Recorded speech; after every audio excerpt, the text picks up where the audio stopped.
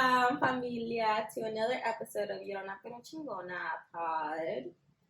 We're here with our friend Kallie and, of course, our wonderful Edith. Me. Just also as a disclaimer, I am recovering from a little cold, and so I'm sniffling, congested, and are packed up with a crap ton of cough drops. So there's that. But how are y'all doing? Good. Really good. So I'm really excited to have Kallie here with us today. And it's been a pretty good day. We had breakfast before recording. It was so yummy. It was nice. I'm gonna have to take some pancakes. Oh yeah, of course. Of course. Help yourselves. But I'm doing really good. I work with kids and everything, so sometimes, with kids you're around so many germs, so it's tough sometimes. I feel like my immune system is like all over the place, especially with the weather changing, but I'm great. How are you, Kallie? I'm good. I'm excited. I'm nervous. I'm good. Hey, this is our first time having you on. I know. Yeah. What have you guys been up to? Like in regards to, I guess, like your personal life. Like, also, do you guys have plan for Valentine's Day in a couple days? No. No. No. It's on a Wednesday, right? Yeah. So I'll probably Work. work. Very romantic. And then I'll go home and I'll probably make dinner. And then Mitchell's mom got us a present, so I'll open that. And then that's about it. Nice. My boyfriend lives out of town, so that's sad. But I'll probably spend it here. My niece turned 6 months, so it'll be her half birthday on Valentine's Day. So we're having a little half birthday celebration. My mom, growing up, would always do, like, her and my dad didn't do a date night or anything. We would do a family candlelit dinner. Oh, that's romantic. Wait, then I also got all the children. So I don't know if y'all can say that's romantic. I got some like crafting stuff to do with the kids, my cousin's kids. So probably do that. You'll probably give the other parents a break. Yeah, so I can have more nieces and nephews. Add more to the family. Yeah. Yeah. What about you, Yesi? So, because like my working schedule isn't a regular Monday to Friday, I now work from Sunday to Wednesday, and then I have the rest of the days off. Ooh. Well, partially because my Wednesdays aren't pretty filled up yet. So it's really Sunday to Tuesday, and then I get Wednesday, Thursday, Friday, Saturday off. Since when do you get Friday off? Since this next week that's coming. Ooh. So I'm very excited for that new schedule. So Kurt and I are gonna do like a paint with a twist at home. Oh, fun. So I've seen like easels on sale at 5 and Below. So we're gonna go do that and kind of decorate it and have like a cute little dinner at home.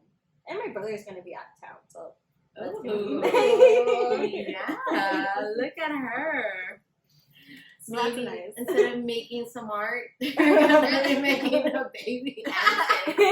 There's a wedding coming. Not before the wedding. Well, I think this whole Valentine's Day planning fits in with today's topic. But before talk about sex, baby. But I think before that, our special guest today deserves a proper introduction. Of course she does. Can you do us the honor, Yesi? So please help us welcome one of our lovelies. At least that's what we name our group chat. Kallie. Kallie is one of our bestest friends for over a decade now, whom we love so much. She is our main from Maine and our friend mom of the group. She's kind, she's sweet, organized, and hardworking. We met Kallie and Scary Stary at Texas State back in 2013 and have been sort of inseparable since, except for the past few years now that she's like lives in Dripping Springs. So there's that. Wait, I want to just say something before Kallie starts talking, because when you said our group chat lovelies, do you remember when your group chat used to be like bitches or something like that? And then I think it was Yesi that was like, can we change it to something more appropriate? My kids sometimes see it. not always lovelies. There was a point where we were the bitches. Why wasn't it? No, I thought it was hoochies. Oh, something. hoochies. Sounds similar. Yeah, because I would have my phone out sometimes and working with children with clients, and so sometimes you'll have like hoochies just like come up, message, stuff like that. So, Mom, what's a hoochie? my therapist asked. So there's that. But Kallie, so where you're from? Can you tell our listeners who you are, other than our best friend and the mother of our group? I thought you were gonna say the mother of our children, like the mother of our group. I'm honored. I'm from a very small town in Maine, and I grew up there my whole life. And then when I was graduating from high school, I wanted to leave. And my brother already lived in Austin, and so that's how I kind of found Texas State. And then I met y'all. And Edith was my roommate, and she is the reason that I have friends. Edith is the sole reason you have. I probably literally, I don't know what would have happened to me if you hadn't been my roommate. I always think about that all the time, and we were talking about this the other day because we have another best friend, Diana, who now lives in Chicago. Shout out to Diana. Because I was the one that met her first too, and Kallie and Yesi didn't really like the idea. No, yes. No. Not me being quiet. I knew it was gonna come had out nothing to to me. do with that. I that is Diana true. from the start. Look, okay? Look. I have always been known friends. I have changed a bit now. Yeah, you have more Back friends then- than like any of us. That is true. I'm not more than Diana. That's true. That is true. I think you and Diana are like, Yeah. I don't think so. I still consider myself very anti-friends. This is a girl with 20 bridesmaids. It's 7 bridesmaids. Whatever. Okay. well. Well then. But yeah, little background story. Kallie and I were random, and when I say random, it's like We picked the same room number. yeah, and we just randomly just met. And I feel like we were forced, but we were talking about that earlier. But we weren't really forced into the friendship because if we wanted to, and we didn't like each other, we could have just been like, "Hi, nice to meet you," and like go our separate ways. But we clicked really good after that. And then Yesi was rooming with our friend Blanca. Shout out to Blanca. I went to high school with Blanca, and I met Yesi because of Blanca. And then, yeah, it went from there. And then I met Diana at a party, and then I introduced Diana. Well, she also lived in the same dorms as we did, but then I introduced her to the group, and then from there, the rest is history. Yeah. Beautiful summary of your friendship. Beautiful. Colorín colorado. Kallie, what do you do? What do you do on a day-to-day job? I run a real estate team with with my brother and one of his best friends, Tim, who's basically also my brother. We have 4 agents. We just are about to bring on a 5th because Natasha's coming back to our team. Yay, Natasha Wally! So we've grown a lot in the last year. It's a lot of work. My brother drives me crazy sometimes, but I enjoy it. I like working with him. Do you think he'll share this episode on his social media? Kallie's like, I run Yes, it. because I have access to the social media. Kallie's like, yeah, So, because I run it. If you tag him, he will share it. That's so funny. So if you guys are needing to buy a house, please call contact me. Kallie. Contact Kallie A at shameless Photos. plug for the Landy Frost Group. Yeah, shameless plug. Okay, so the main topic of today. Well, at first we were going to talk about chosen family, but then we also naturally during girl talk started talking about sexual And so just learning about sex in general. So I guess to start off, how did you guys learn about sex growing up? We were really diving into the topic. We're just jumping right in. It's like we were talking about it earlier, and it's just a crazy thing. Like it's kind of like parenting. You don't know. You go as you get older, I guess. At least that was my experience about sexuality, because there were so many questions. Like we were talking about earlier. I have my first sexuality class in 6th grade. So Kallie grew up in Maine, which is like they have a whole different. It's a whole different state that has a whole different curriculum and everything, which I think Texas is lacking on all of that. Because I learned in 6th grade, and it was still very like particular in the certain stuff that they wanted to talk about. It wasn't like they just wanted to talk about developmental, like girls get periods, the guys get boners, like all these stuff. And abstinence too. Not even like healthy. Safe sex. Yeah, safe sex. It was more like. I think my first like real sexuality class, and it's really sad. I think my real first sexuality class it was really not like tabooed. It was very open. Sexuality class was in college, and I took it because I work with kids and families. So in my like career path, we had to take a sexuality class to learn how to have a conversation with kids, right, about sexuality. So it's crazy to think that here in Texas, my first real sexuality talk was when I was 20 years old, 19 years old. It's crazy. Well, what about you guys? We did, and like when we were really young, it wasn't necessarily like super focused on sex. It was very much just like understanding the male and female body and everything. But we did have sex ed classes in high school that was very much like safe sex, not the abstinence, which I didn't even realize. I guess I knew other places taught abstinence, but I think like once I came here and like saw the differences, because in high school when you're learning about like this is a condom and this is how you put on a condom, like everyone just thinks it's funny and like laughs at it and like, ooh, the teacher has a banana flavored condom. Banana flavored of all flavors, the most disgusting one. But like moving here and realizing like, oh, that's not what everyone learns. It is. I do appreciate it because you like. I knew what resource, like I knew like, oh, we can go to the local clinic and get free condoms if we need to, and like that kind of stuff. Yeah.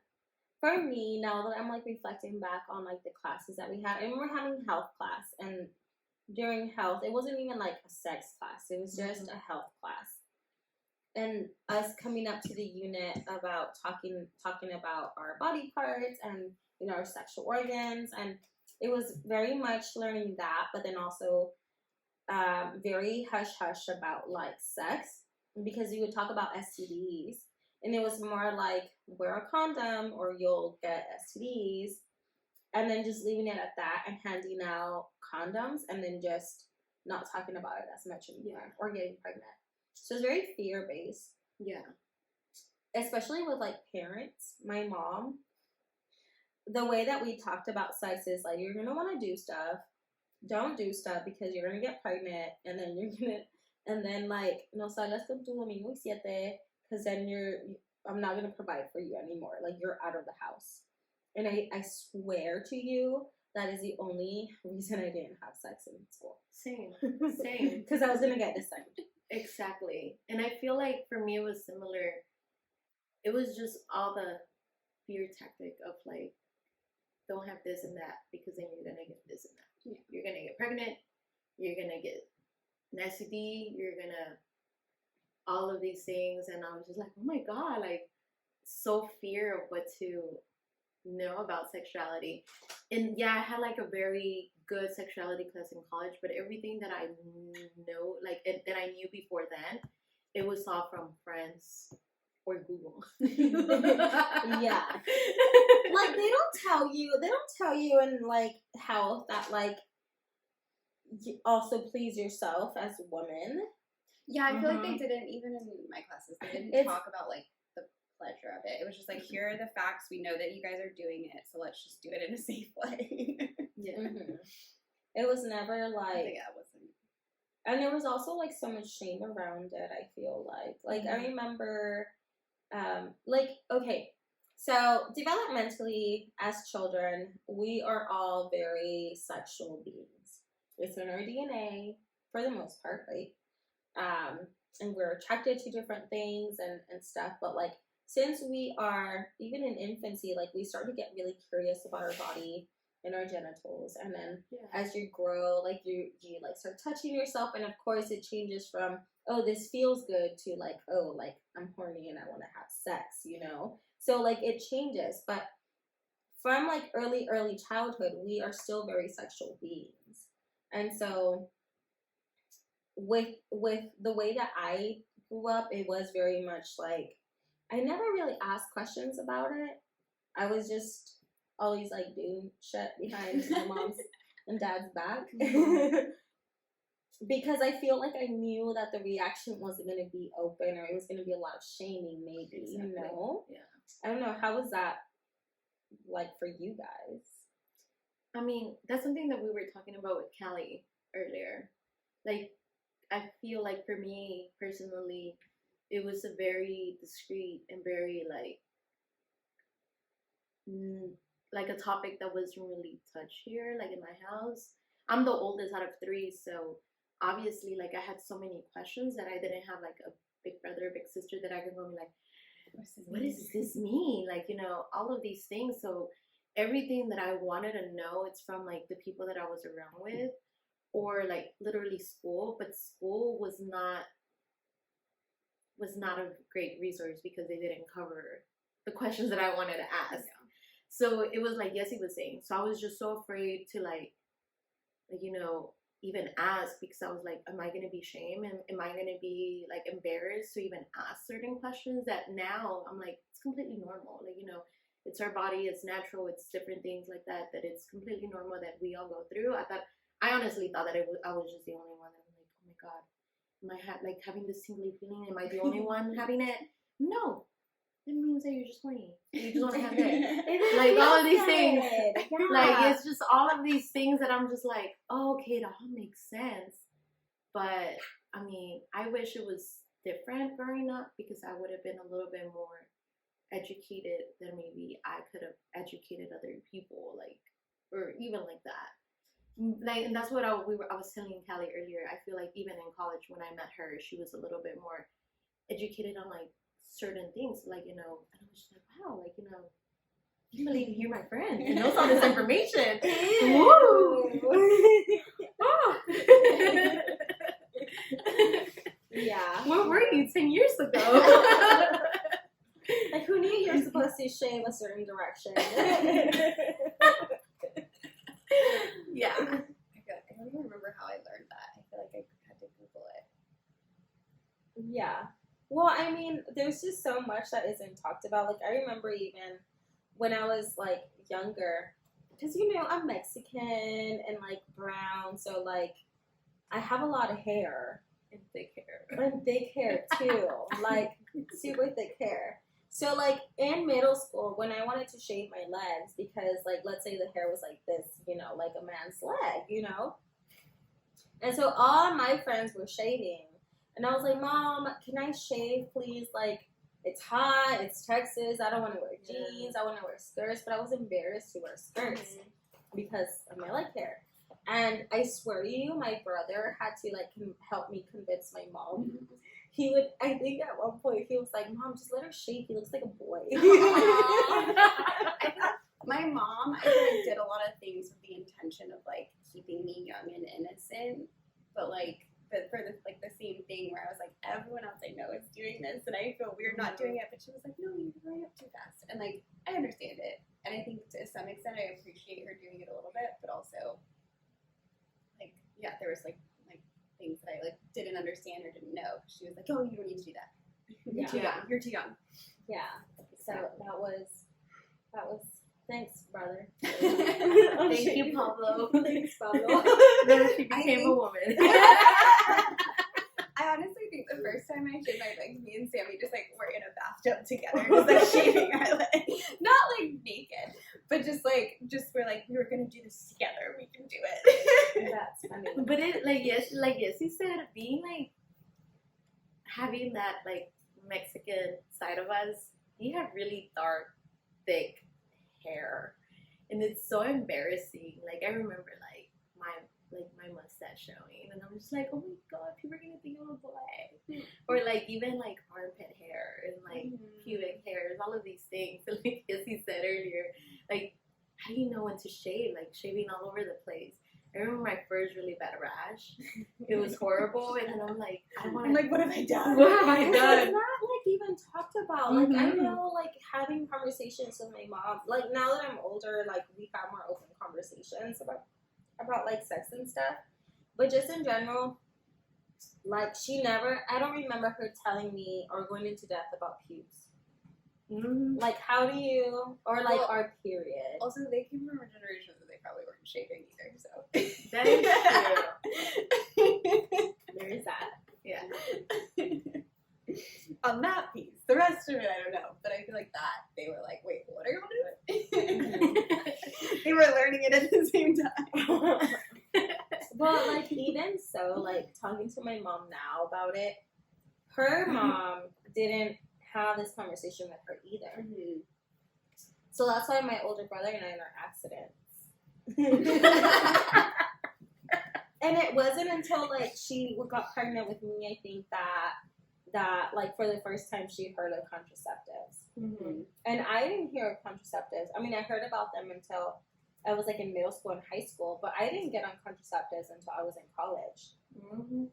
And it wasn't necessarily encouraged by my mom. It was more because I had the knowledge that I could get pregnant.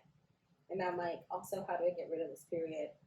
So that's when I got on the shot. I had a bunch of friends in like high school and middle school who got on it to like regulate their period, and I went to my mom being like, I want to do the same thing, and she was like, no, I know what birth control's for, it's so that you can have sex, and you're not old enough to have sex, so you can't get on birth control. She was like, it's natural to have a period, you don't need this.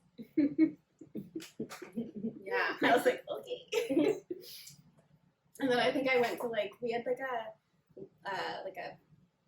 wasn't like a Planned Parenthood, but essentially similar thing, and so I just went and got it myself. How old were you? I think I was 15. Is that allowed here in Texas? Not anymore, because Planned Parenthood. Yeah. Well, yeah, but was it allowed? I think at though? Planned Parenthood you can go.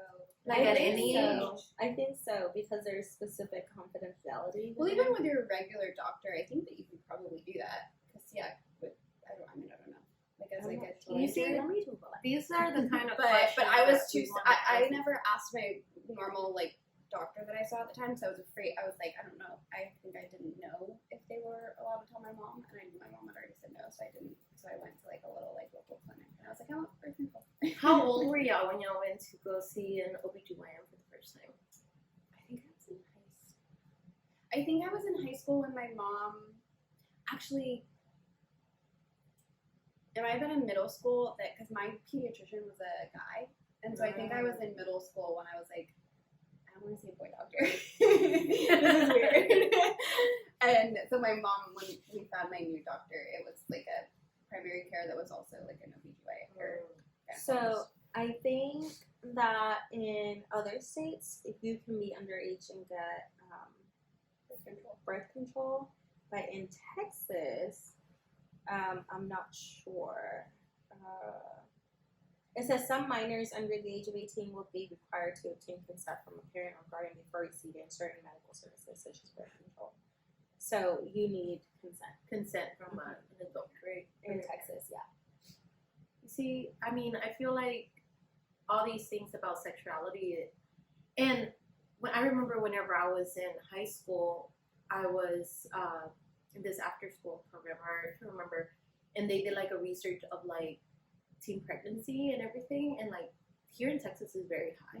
Like teen pregnancy, like I don't know nowadays, but at least whenever I was in school, there's a really high rate of teen pregnancy, and I think that, I mean, there's nothing wrong with that, but I mean, I feel like a lot of the big of the sex education, Exactly. like the abstinence, because it's like whatever you're teaching it, it's like it's so natural for teenagers to be like curious about that. exactly, yeah. And so if you're not arming them with like the right tools to do it Resources. safely, then Yeah. Well, I get pregnant and die.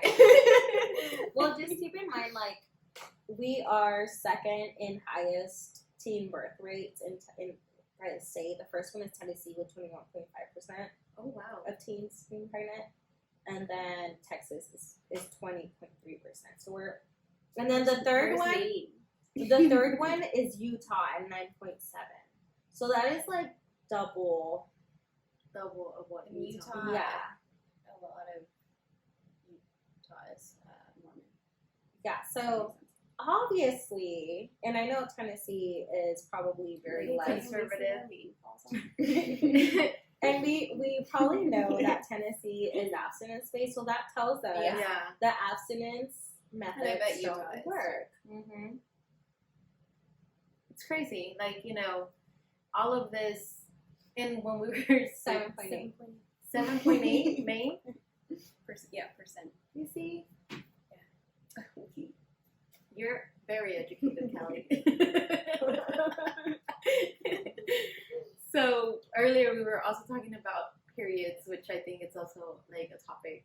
I mean, that at least for me growing up, this also kind of like forced into a conversation because she's like, oh shit, she's about to be like a teenager, or she's already a teenager, so she's about to get her period.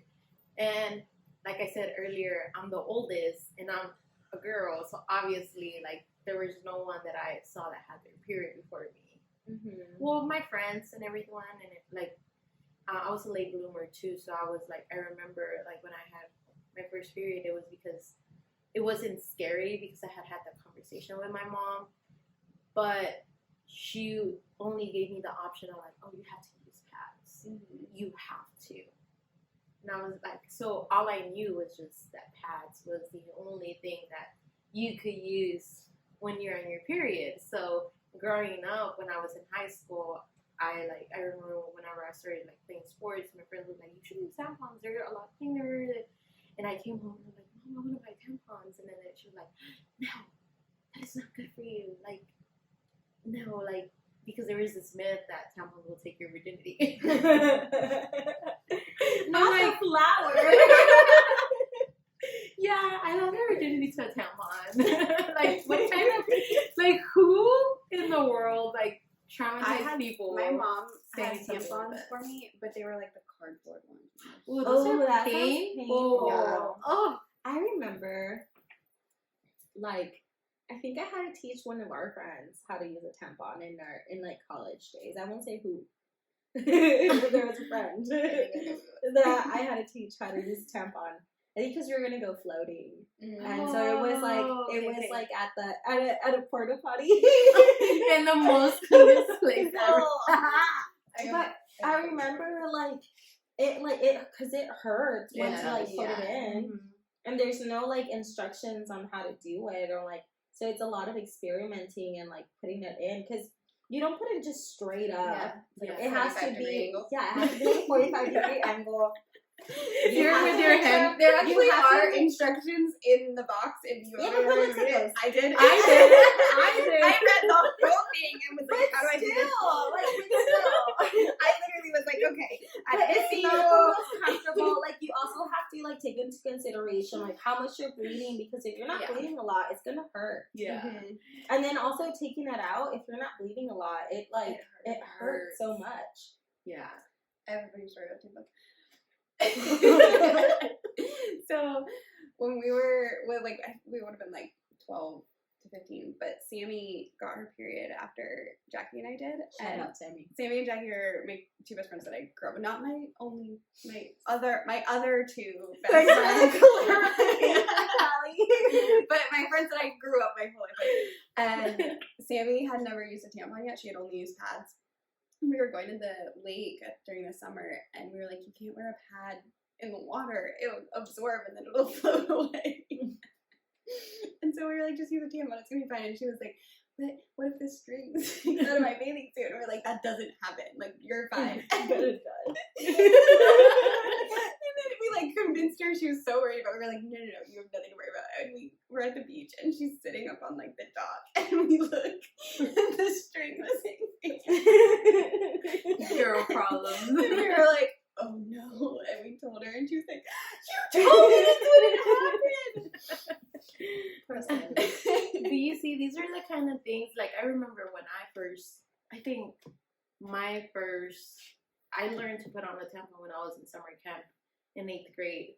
And that's because I was playing more sports. So also, like, you don't want to be having, like, a sweaty pad, like, you know, when you're running and everything. And Texas heat. Yeah. So I convinced my mom that it was just more of, like, comfortable instead of, like, the whole myths behind it. Like, I told her, like, it's just comfortable, like, all of these things. And then she was just okay with it. But, like, just even recently, like, I remember I overheard one of my aunts saying that, no, like, that's not safe for you and all of these things. I'm like, there's just so much myths about certain things in sexuality that I wish we could just do a presentation for everyone to see. Because it's just like, I mean, at least myself, I'm the kind of person that I want to educate others things that I didn't know. And I was telling you guys earlier that I was talking to my cousin's almost 9-year-old daughter earlier this week or last week, because she's turning 9, and I'm like, okay, you know what happens when you're about to turn 9, 10, girls start getting their periods that early. So I was telling her about how her body is changing and she's just like freaking out. And then her mom is telling me, oh yeah, like my mom never told me what your period meant. And she used to like, I would just see her pads and I would ask her, what are those? And she would be like, oh, they're chocolates. Like, okay, they are chocolates. And she'll be like, I want one. I'm like, why in the world would you tell your daughter they're chocolates? Mm-hmm. So it's like those little things that, I mean, I feel like it also comes with the parenting and how conservative parents were. Or how much knowledge in general they have about the topic. Yeah, exactly. Because I like with in my job with the parents that I work with, like these are for the most part very well educated people that have gone to college, have gotten like second degrees, things like that. And even then they struggle to talk about sex and sex education and sexuality with their children. So I'm having to like give them resources to like what is developmentally appropriate to teach children and stuff like that. Even just in general, because sex and like the human body is so different from like what you're attracted to, but they go so hand in hand together that it's just a very like complex subject to talk to them about. Yeah. So yeah. I don't know. I was going with that. Do you think that, like, the sexuality talk also has a big difference with, like, cultures and everything? Yeah. Well, I feel like, too, we grew up, I feel like our generation is kind of the first generation to be a little bit more open about that. Because, like, or maybe our parents were a little bit, but, like, I feel like so many of our parents grew up with, like, very religious or conservative parents, and then they were kind of breaking the mold from that, but like we're really the first generation that's really been like, okay, wait, that doesn't make any sense, like what you're telling me, like not explaining this or not asking the questions, like this is normal human behavior, so we should talk about it. Yeah, I agree. I definitely can see how like it just in general, like in my perspective, like my idea of how I will raise our kids, and I've told Kirk this before, like I'm going to teach my children about pleasure. At least like, you know, just in general. And there's so much of like such a like fine line of like wanting to foster like confidence in sex and your sexuality, and also like not like fostering that, but also like limiting it and setting boundaries to it in a positive and healthy way, and not shaming. Because once you start setting consequences for behaviors that they have, you start to instill shame, or like react in a big way, then you start to instill shame, and that can cause a lot of like self-shame and then being hypersexual for that, or like just them just not wanting to have anything to do with like sex and like feeling confident in themselves. So I think it's a very tricky line, because I'm like, I understand wanting to teach them about sex and stuff, but also setting that like fine line. Yeah. Like, because if you're too open about it, then it's like, practicing unsafe. Yeah. Exactly. And then they're gonna feel like, oh, my mom is okay with it. I feel like no matter what, you're gonna fuck it up a little bit. Yeah. Just do your best. Just do your best. Talk to your therapist about what's the best way to introduce sex to your child. I just feel like being open and building that safe space for you to like talk about it will be like the ideal thing to do. Yeah. Like, even still, like, if you don't know the answer, be like, well, ask me anyways. We'll figure it out together. Like, you know, stuff like that, instead of creating this fear and this shame environment where they're like, no, I don't want to ask mom or dad because what are they going to think? Like, I'm this horny person that I just want to like, touch themselves all the time.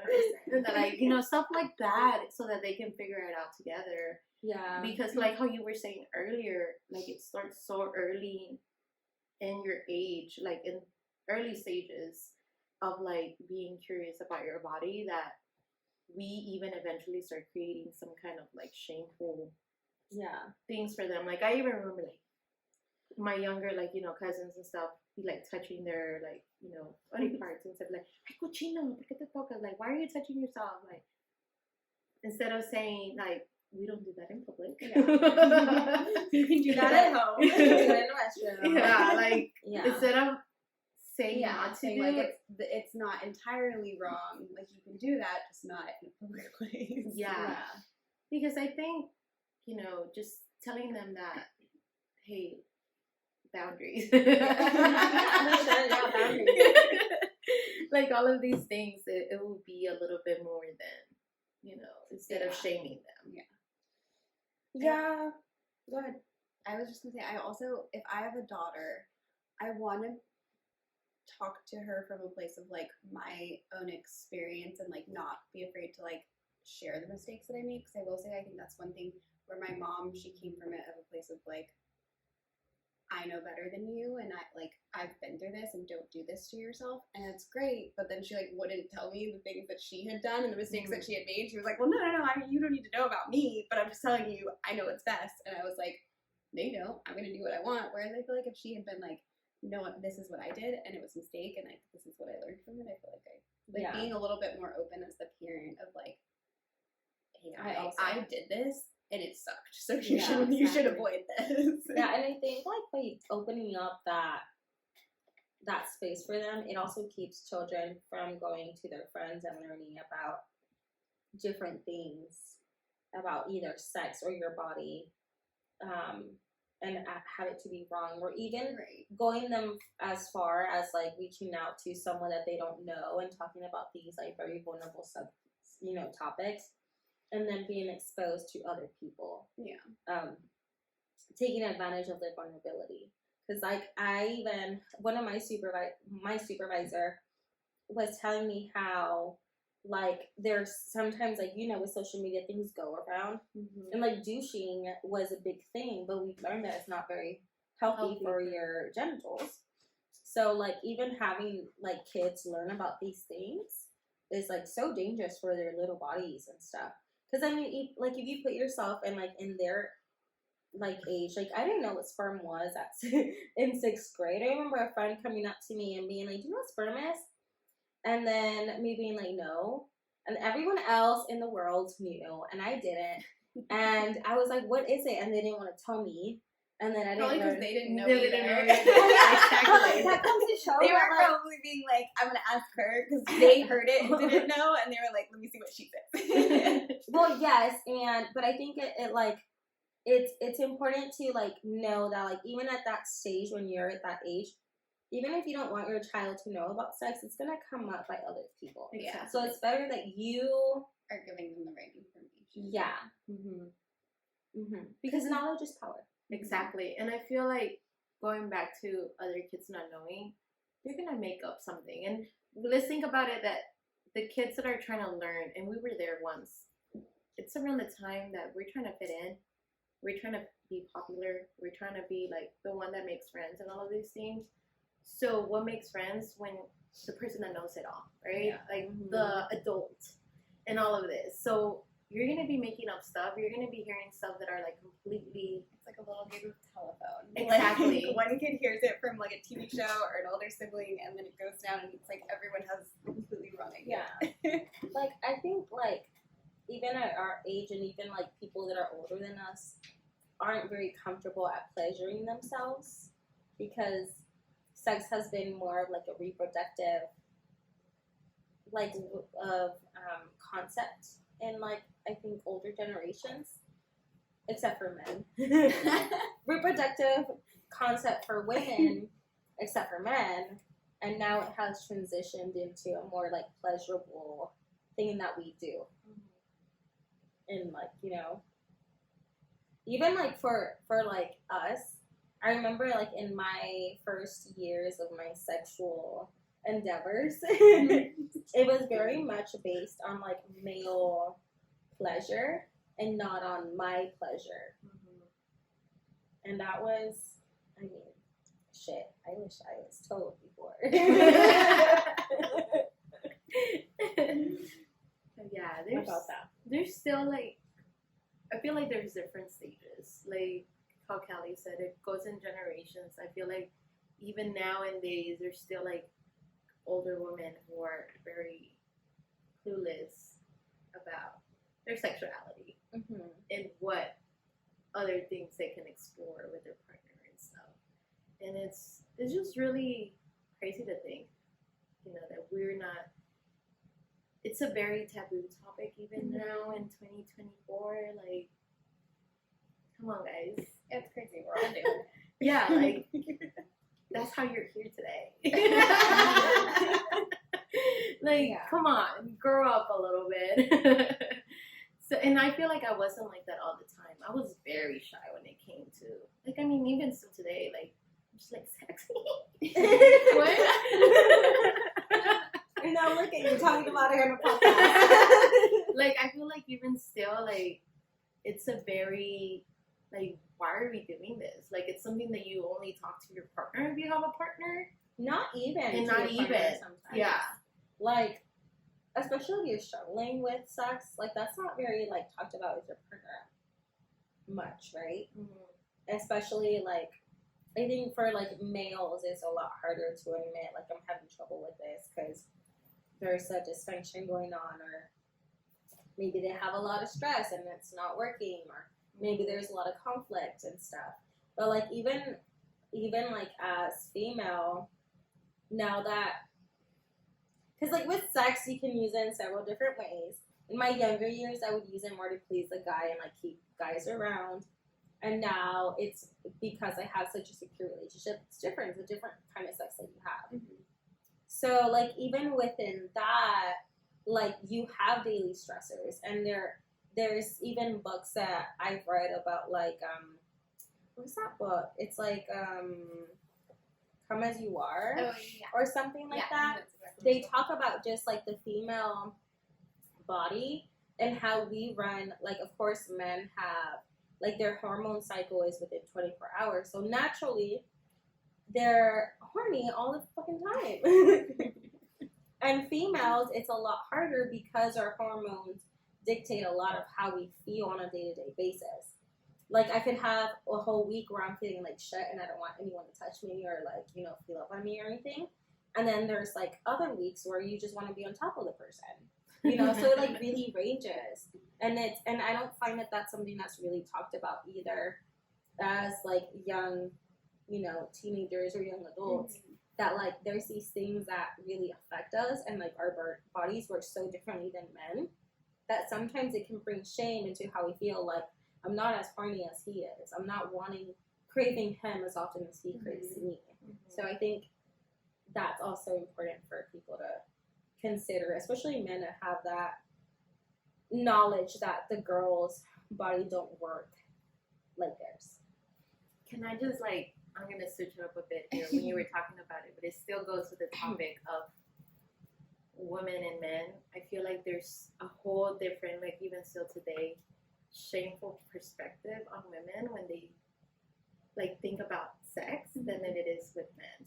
like even growing up, like the second standard. The second standard of like it's okay for a man to think about it, but if you're thinking about it, oh, who are you? You're a slut. You're a slut. You're a whore. Like you, all these really horrible labels on women that is just terrible. And I'm gonna double that, even on like Latina families or Latino families, with them moms being like, "Oh, my son is so handsome. He has all the girls." What about sisterhood? Exactly. What about loyalty to the sisterhood? You know. So there's also that. Yeah, like that's what I'm like when you were talking about it. That's the first thing that came to my mind because I'm like, growing up, it was okay for a guy to have all these girlfriends and girlfriends and like girlfriends Be or like players. have like a little side chicks or whatever, multiple at a time. But if a girl had that, oh no, How dare she? How monstrous. like all whatever, like all of these labels, which is just really terrible because it's still happening nowadays. And okay, we're not promoting disloyalty or cheating, okay? We're just saying have the same standards for the man as you do, or for the girl as you do for the man. Like, you can't just, it can't be worse only because this person has a vulva and a vagina and the other one has a penis. So, Period. Mic drop. I'm just saying. No, but I think that is like very true because even still to this day, a little background story. So I went on a trip not so long ago, and I was talking to my boyfriend's sister and my cousin, and we were talking about Taylor Swift, right? Because she's like the big topic right now, and how people shame her for having so many like boyfriends and history with that. And I can't remember who of them they were like, oh, but if it would have been a man, oh it would have been like a look trophy. at him Go. What about Nick Cannon having so many baby mamas? Exactly. Like, I don't see a lot. Like, the only people I hear talk shit girls about. are talking about it. Yeah, only girls talk about how that's so shitty. I mean, And each no his one's own, even that's his shaming issue. him about having sex. It's just like, wrap it up at some point.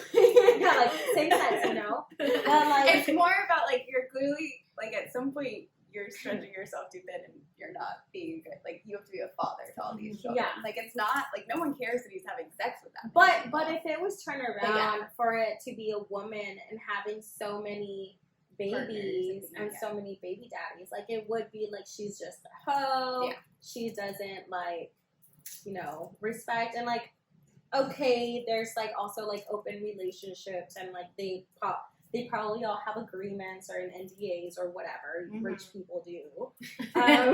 We wouldn't know. We wouldn't know yet.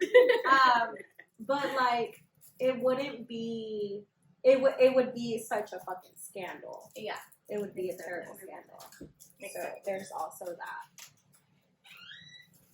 But I feel like with all of this talk, the reason why we decided that this was the perfect topic for it was just because, I mean, we're talking about love in general. And with love comes sex. Exactly. Like the song, let's talk about sex. Baby. That's when we Let's talk decided about you and me. when we decided we were going to talk about this, it's all like, it's that song just like played. Not the whole song, just that line, because that's the only part of the song that I know. When I was in high school, one of my math teacher used to use this song to teach math. This song? Yeah, he would say, let's talk about sex, but instead of saying sex, he would say six. Like, he would change the words to go with math related. Are you sure it was math? Well, you put two and two together.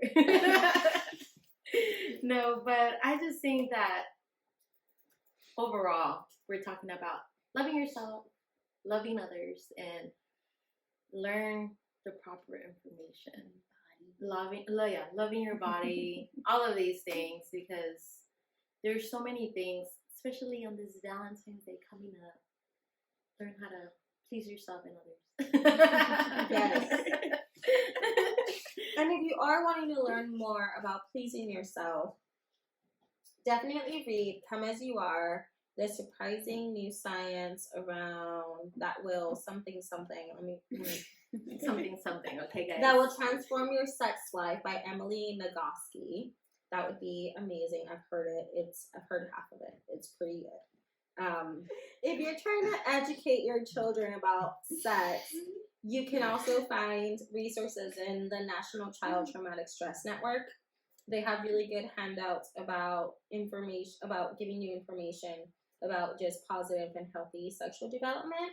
And if your children are developing not healthy behaviors around sex, or their sexual bodies and stuff, they also have handouts on that. And I also have a couple of books that I was given when I was taking that college sexuality class, because it was so focused on not only us learning about sexuality, but it was also about us teaching children about sexuality. I have a couple of books that are very, very informative, child appropriate. And by child appropriate, I mean it like the words are broken into like vocabulary that they will learn, that they will know. Because I feel like even still, there's still some words that you will not know at 6-year-old. They're like 7, 10. Yeah. So there's different ones. I have one if they're like between 5 and 8, I think. And then there's another one if they're like between 9 and 14, which is usually like the teen years. And then there's one for more like older teen, going into adulthood. My professor in college was really good. She was one of my favorite professors because she was really open about it. She had 2 kids of her own, so she talked about her experience about teaching her boys about sexuality, but not only about male sexuality, but also female sexuality, which I think that is also very good, because I feel like parents will be like, well, talk to your dad about it because he's a guy and you're a guy. So I feel like each should have a conversation. Oh, for sure. Like, here's your dad's perspective as a male body, but here's my perspective as a female body. And that's one of the things that still to this day has stuck to me about my professor, that I thought was really, really nice, because I feel like there's so many things that we don't know about the male body, like us as females, but there's a lot of things that males don't know about our bodies as females.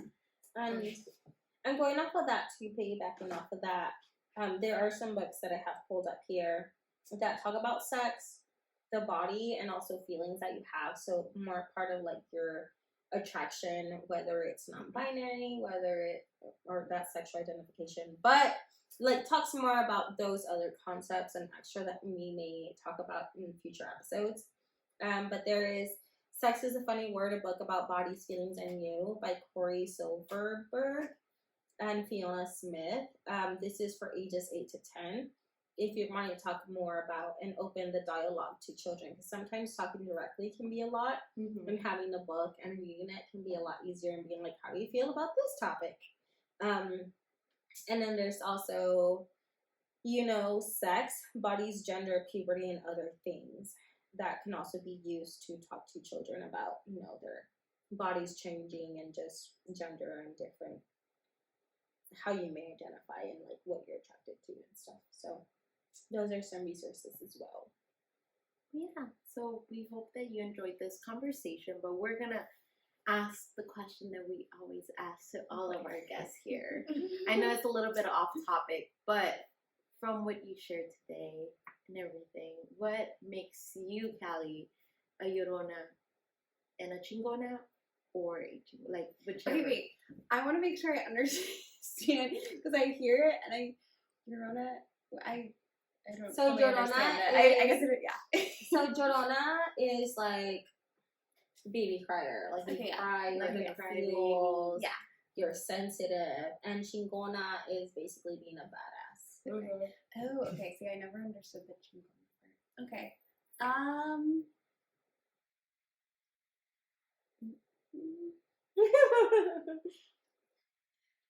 I think I try to be a Chingona, but I'm a little bit of Llorona sometimes. Okay. I think to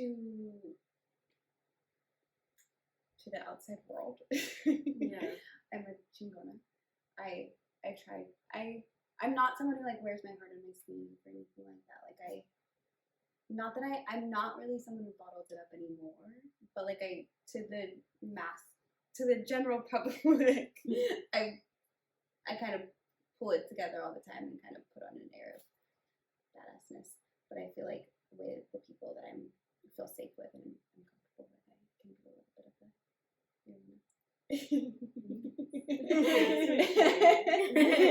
that. So, if there was anything or any advice that you could give young adults or our audience, what would it be?